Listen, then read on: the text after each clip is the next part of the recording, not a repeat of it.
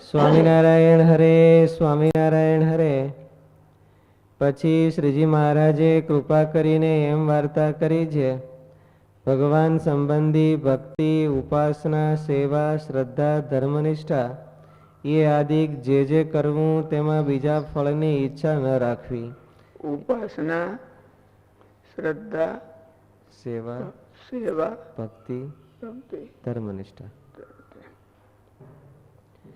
ભગવાન સંબંધી ભક્તિ, ઉપાસના, સેવા, શ્રદ્ધા, ધર્મનિષ્ઠા એ આદિક જે કરવું તેમાં બીજા ફળની ઈચ્છા ન રાખવી એમ સત્શાસ્ત્રમાં કહ્યું છે તે તો સાચું, પણ એટલી તો ઈચ્છા રાખવી છે એણે કરીને મારી ઉપર ભગવાનની પ્રસન્નતા થાય એટલી ઈચ્છા રાખવી.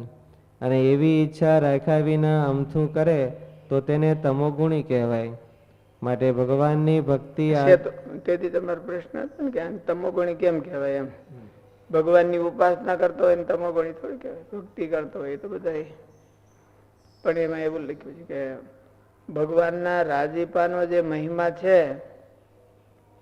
એનું એને અજ્ઞાન છે, અને અજ્ઞાન છે એ તમોગુણનું કાર્ય છે. ભગવાનના રાજીપાનું શું ફળ છે અને બીજા કર્મનું શું ફળ છે એનું એને જ્ઞાન નથી, એટલે એ રાજીપાને ઈચ્છતો નથી અને અમથું કરે છે.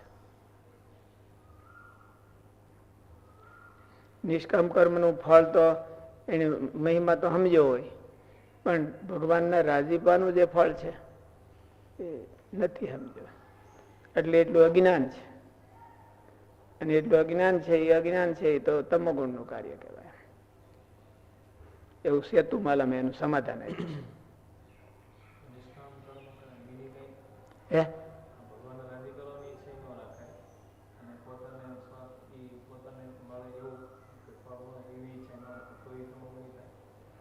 એ તમોગુણી થાય.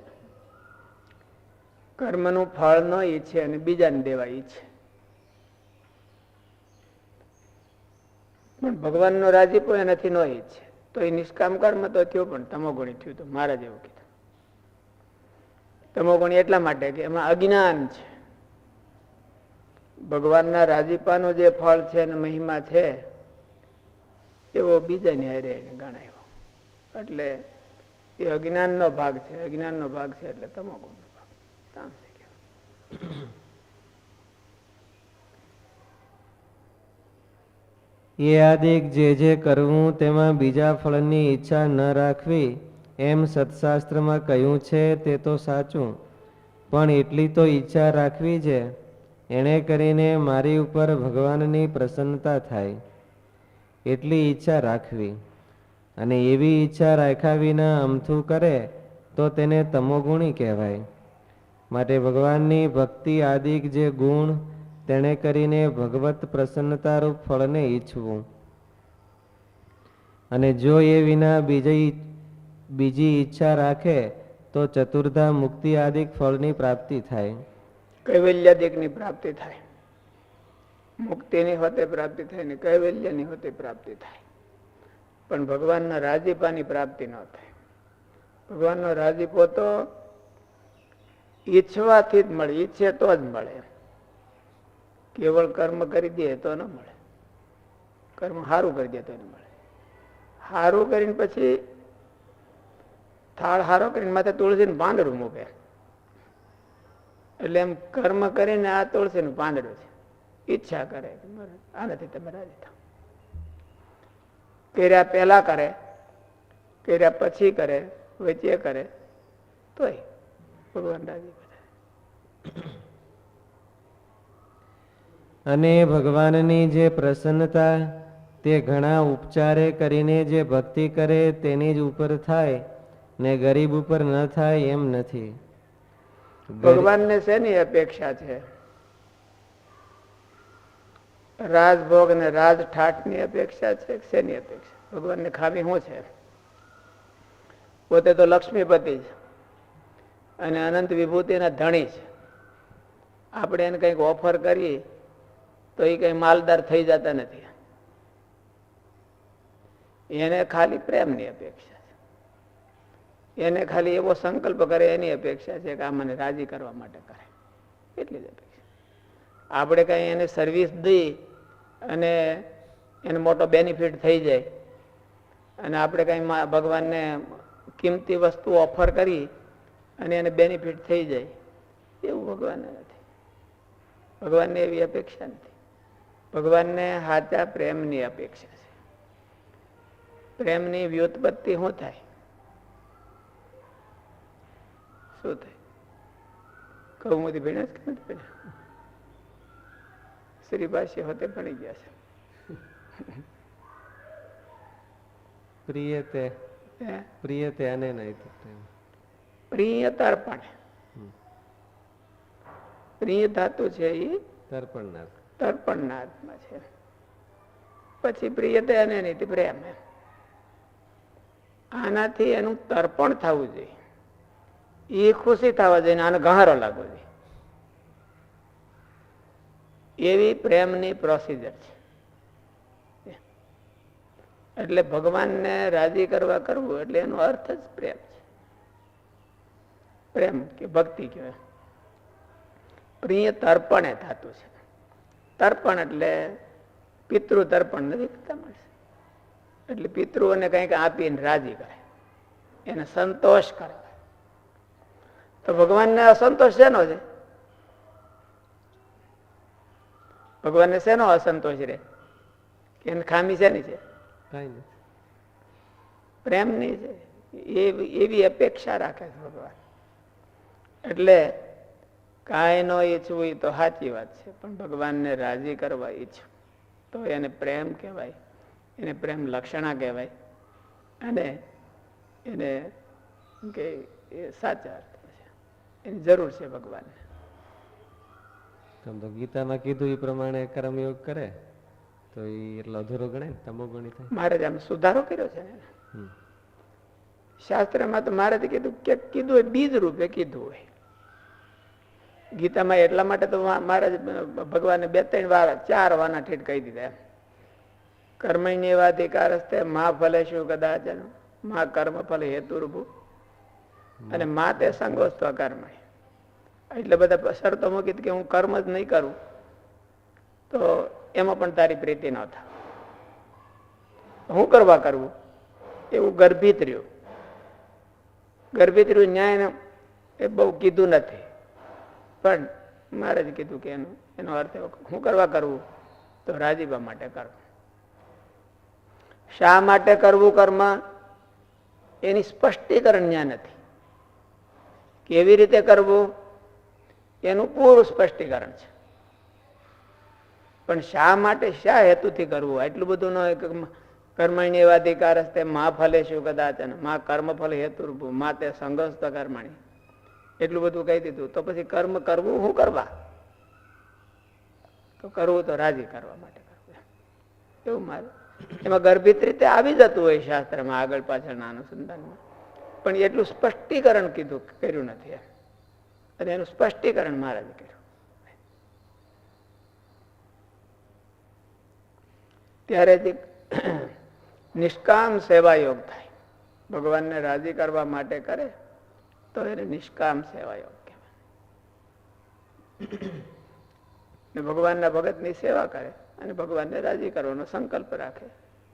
ભગવાનના ભગતને રાજી કરવાનો એવું નહીં, તો ભગવાનને રાજી કરવાનો સંકલ્પ. કારણ કે આ રાજી થાય તો એ થાય, ઘણી વખત આ નોય થાય.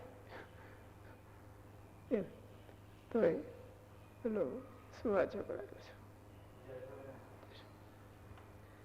અને ભગવાનની જે પ્રસન્નતા તે ઘણા ઉપચારે કરીને જે ભક્તિ કરે તેની જ ઉપર થાય ને ગરીબ ઉપર ન થાય એમ નથી.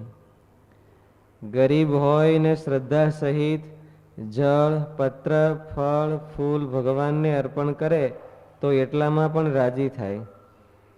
જળ ફળ પત્ર એનાથી ભગવાન રાજી નથી થતા, એની શ્રદ્ધાથી રાજી થાય છે, એની ભાવનાથી ભગવાન રાજી થાય છે. અને ભગવાન છે અને ભાવનાની અપેક્ષા છે.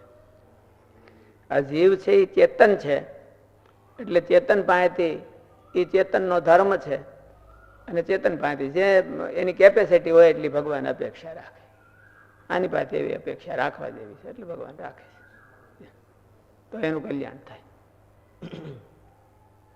એ ભાવના ન કરી શકે અને બીજું બધું જાજુ કરી નાખે તો ભગવાનને કઈ એને કઈ લેવા દેવા નહીં. ભાવના ન કરી શકે અને કરી નાખે બધા કરતા જાજુ, તો જાજુ લેવા દેવા નહીં. ભગવાન કરે છે, ભગવાનને ઉદ્દેશીને કરે છે તો સારું થાય એનું એટલું, પણ જાજુ લેવા દેવા નહીં. કારણ કે ભગવાનને લેવા દેવા તો ભાવના અપેક્ષાની આની જ અપેક્ષા રહે છે. આ ક્રિયા કરે, પદાર્થ આપે, પણ એમાં કઈક ભાવના એના જીવની પરોવે અને મારે માટે પરોવે. અને ભાવના એટલે હું, પ્રેમ એટલે હું, તો તર્પણેચ્છા, આનાથી ભગવાન રાજી થાય. હું આ ક્રિયા કરું, સર્વિસ દઉં છું તો આનાથી ભગવાન રાજી થાય. આ પદાર્થ અર્પણ કરું છું તો આનાથી ભગવાન રાજી થાય. આ તપશ્ચર્યા કરું, આ નિયમ રાખું, ધર્મ પાળું તો આનાથી ભગવાન રાજી થાય. એ બી અપેક્ષા રાખે.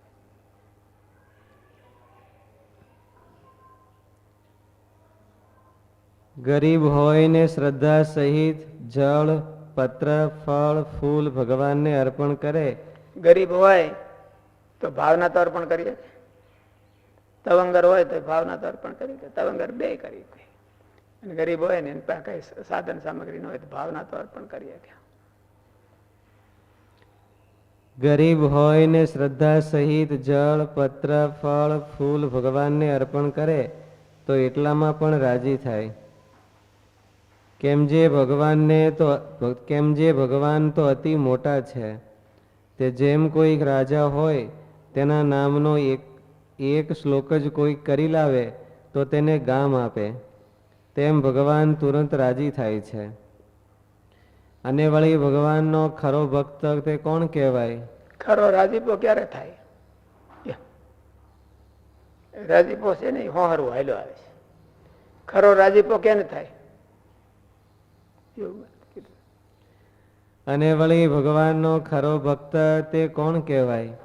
તો પોતાના દેહમાં કોઈક દીર્ઘ રોગ આવી પડે તથા અન્ન ખાવા ન મળે, વસ્ત્ર ન મળે ઇત્યાદિ ગમે એટલું દુઃખ અથવા સુખ તે આવી પડે તો પણ ભગવાનની ઉપાસના, ભક્તિ, નિયમ, ધર્મ, શ્રદ્ધા એમાંથી રંચ માત્ર પણ મોળો ન પડે, રતિવા સરસ થાય, તેને ખરો હરિભક્ત કહીએ.